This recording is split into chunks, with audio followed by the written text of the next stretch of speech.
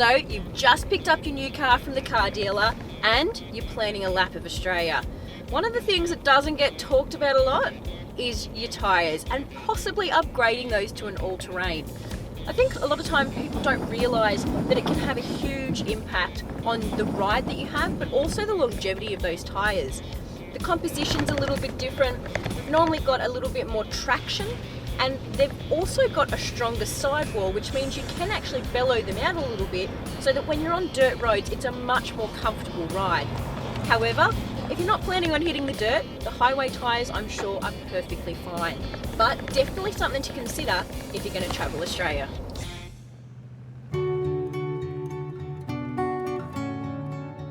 Elim Beach is about an hour from Cooktown. Most of that road is bitumen, so it's a nice, easy drive. You will come across a few bridges, and then some of the road is actually dirt.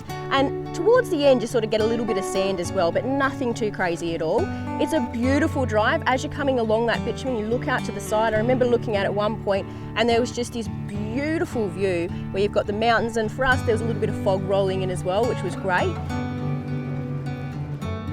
And then you come down to this area where you sort of come over the crest of this hill and you just see the ocean, and it's just stunning. You sort of lose track of what you're doing in the car, and then you continue on down to the campground.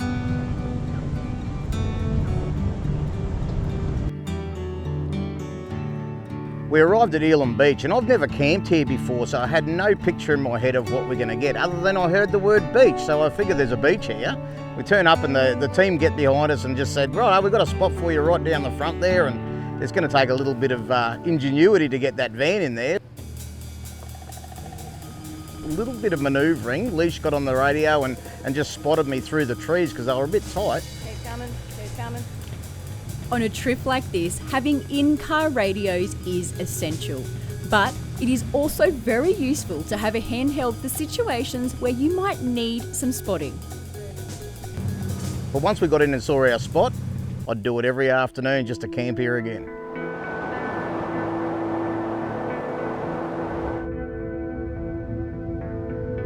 We propped up there in our campsite, got set up. It didn't take long at all. Next thing, there's lines in the water. We're having a go, a bit of fishing, and the view here, as the sun was setting over the coloured sands, was absolutely spectacular. It is definitely a place I will come back to and camp again.